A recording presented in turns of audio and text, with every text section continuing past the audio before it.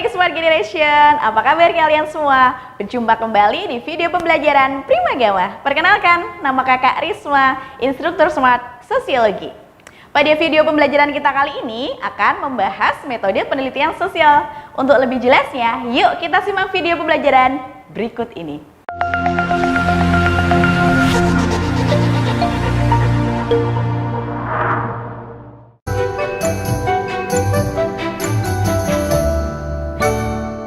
Oke, kita mulai nomor 1.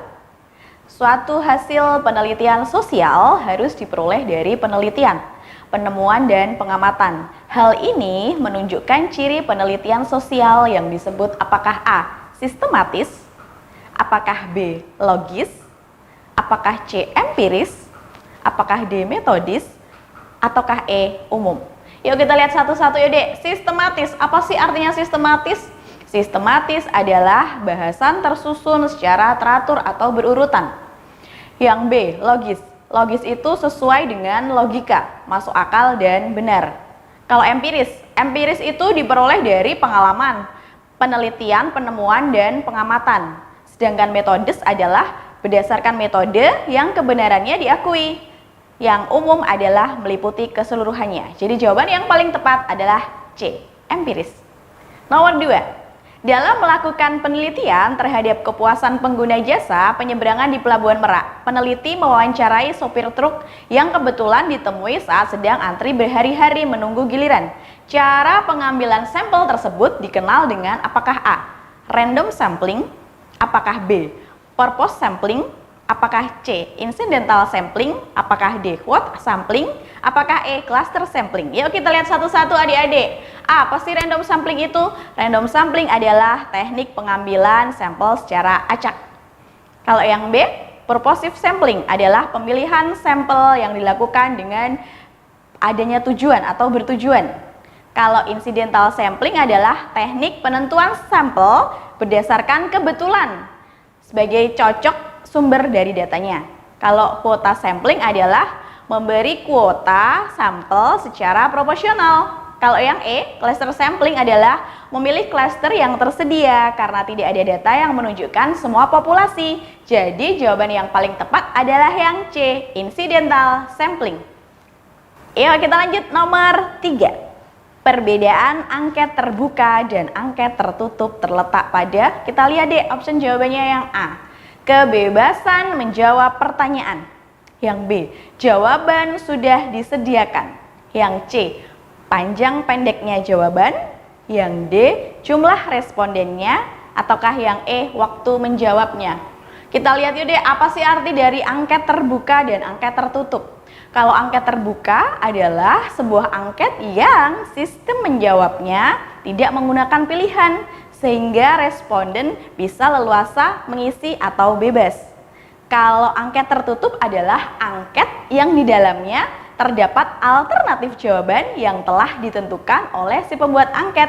Jadi jawaban yang paling tepat adalah yang A, kebebasan menjawab pertanyaan. Oke, kita lanjut nomor 4. Sekelompok siswa SMA atau MA melakukan pengamatan dan wawancara dengan para sopir angkutan kota guna memperoleh data mengenai tingkat pendidikan, jumlah anggota keluarga yang menjadi tanggungannya, lama bekerja dalam sehari, pendapatan kotor, jumlah uang yang harus disetorkan kepada perusahaan, dan lain-lainnya. Dilihat dari cara memperolehnya, data tersebut termasuk jenis data. Yuk kita lihat dek. Ada yang A, optionnya sekunder, yang B, kualitatif, yang C, primer, yang D, nominal, dan yang E, kuantitatif. Sekunder adalah data pelengkap yang diperoleh tidak melalui tangan pertama. Yang B, kualitatif adalah data dengan penjabaran-penjabarannya. Kalau yang primer, data utama atau pokok yang digunakan dalam penelitian atau secara langsung. Kalau nominal adalah angka yang diberikan kepada objek mempunyai arti label saja. Sedangkan yang kuantitatif, data mengutamakan berdasarkan angka. Oke, kalau dilihat dari metode penelitiannya, itu ada kualitatif dan kuantitatif. Kalau di sini dilihat dari cara memperolehnya, berarti yang C, primer, data utama pokok yang digunakan dalam penelitian. Oke, kita lanjut nomor 5. Angket atau kuesioner adalah instrumen yang digunakan oleh peneliti untuk mengumpulkan data dengan menyebarkan sejumlah lembar pertanyaan yang harus dijawab oleh responden. Kelebihan dari instrumen tersebut adalah, kita lihat yuk dek, menurut Bapak Soekardi itu kelebihan dari instrumen ada 4. Yang pertama, dapat mengungkapkan pendapat seseorang. Yang kedua, dapat menjangkau responden dengan jumlah yang banyak.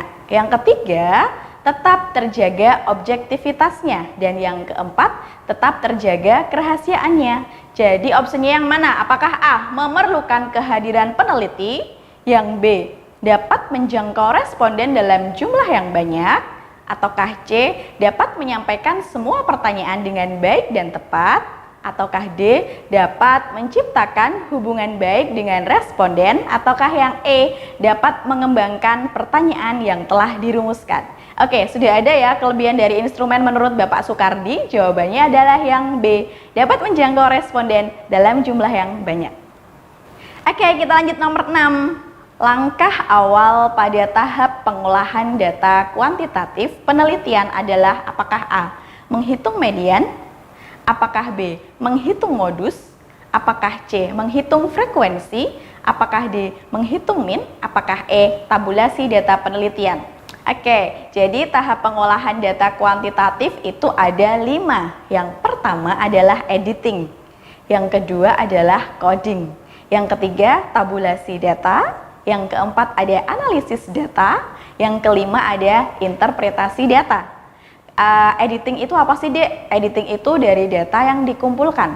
Kalau coding dari jawaban dari responden. Kalau tabulasi data adalah proses pengolahan data yang dilakukan dengan cara memasukkan data ke dalam tabel. Jadi jawaban yang paling tepat adalah yang E, tabulasi data penelitian. Nomor 7. Pernyataan berikut yang benar tentang fungsi hipotesis adalah apakah A, memberikan kemudahan dalam penelitian observasi? Apakah B, dapat memberikan informasi yang kurang jelas? Apakah yang C, memberikan gambaran dan pengertian yang tidak dapat dipertanggungjawabkan? Apakah yang D, memberikan gambaran dan pengertian yang jelas dan spesifik tentang masalah-masalah yang akan diteliti kebenarannya? Apakah E, memberikan gambaran tentang jumlah populasi? Kalau yang D itu sebisa mungkin menjadi pedoman untuk mengarahkan ke penelitian D. Jadi pedomannya lebih bagus. Berarti fungsi yang paling tepat adalah yang D, memberikan gambaran dan pengertian yang jelas dan spesifik tentang masalah-masalah yang akan diteliti kebenarannya. Oke, lanjut nomor 8. Aktualitas judul penelitian mengandung makna bahwa apakah A, judul penelitian berkaitan erat dengan isu yang sedang terjadi di masyarakat? Apakah yang B, judul penelitian haruslah singkat dan padat? Apakah C, judul penelitian mempunyai rumusan yang jelas? Yang D, judul penelitian harus memberi manfaat? Ataukah yang E, judul penelitian sebaiknya mengikuti perkembangan zaman? Oke dek, namanya aktualitas itu adalah salah satu ciri utama dari media massa.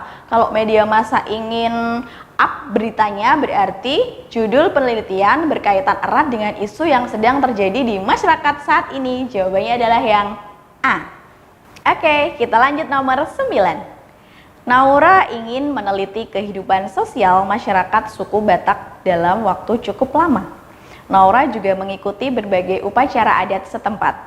Naura mendokumentasikan kehidupan sosial masyarakat suku Batak dalam bentuk foto dan video. Cara pengumpulan data yang dilakukan Naura adalah A, kuesioner terstruktur. B, survei lapangan. C, observasi non-partisipan. D, wawancara mendalam. Ataukah E, observasi partisipatif. Yuk kita lihat deh. Ada 4 metode pengumpulan data. Yang pertama ada wawancara, yang kedua ada observasi, yang ketiga ada angket, dan yang keempat ada studi dokumen. Kalau kuesioner terstruktur itu adalah metode pengumpulan data yang dilakukan dengan cara memberi pertanyaan tertulis. Kalau survei di lapangan, langsung ke lapangannya aja. Kalau yang observasi non-partisipan adalah peneliti tidak ikut secara langsung. Kalau wawancara mendalam, wawancara yang sangat detail. Ataukah yang observasi partisipatif adalah peneliti terlibat langsung dalam kegiatan sehari-hari. Jadi ketika ada pernyataan di atas seperti itu, jawabannya yang paling tepat adalah yang observasi partisipatif. Oke, lanjut nomor 10. Seorang mahasiswa mengajukan skripsi dengan judul Hubungan antara keikutsertaan dalam unit kegiatan mahasiswa atau UKM dan sikap kemandirian mahasiswa jurusan sastra angkatan 2019. Variabel bebas berdasarkan judul penelitian tersebut adalah apakah A. Mahasiswa jurusan sastra, apakah B. Keaktifan mahasiswa, apakah C. Sikap kemandirian, apakah D. Keikutsertaan dalam UKM, apakah E. Hubungan antara keikutsertaan. Kita lihat yuk Dek, variabel bebas itu apa sih? Variabel bebas adalah variabel yang mempengaruhi.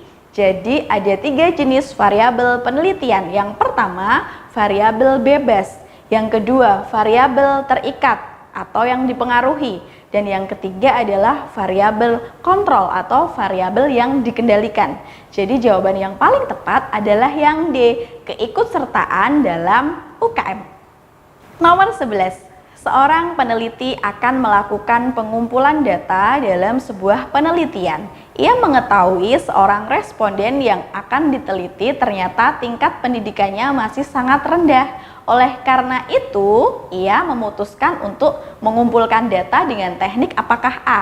Observasi dan kuesioner, apakah B. Interview dan observasi, apakah C. Dokumentasi dan tes, apakah D. Kepustakaan dan tes, ataukah E. Kuesioner dan dokumentasi. Oke Dek, karena ini yang diteliti ternyata tingkat pendidikannya masih sangat rendah atau masih sangat kurang, berarti harus dilakukan dengan cara mendalam, dengan cara interview dan observasi langsung ke lapangan. Jadi jawabannya adalah yang B. Nomor 12. Salah satu contoh hubungan kecenderungan positif dari kesimpulan penelitian sosial adalah A. Semakin tinggi tingkat pendidikan, semakin rendah tingkat kejahatan. Yang B.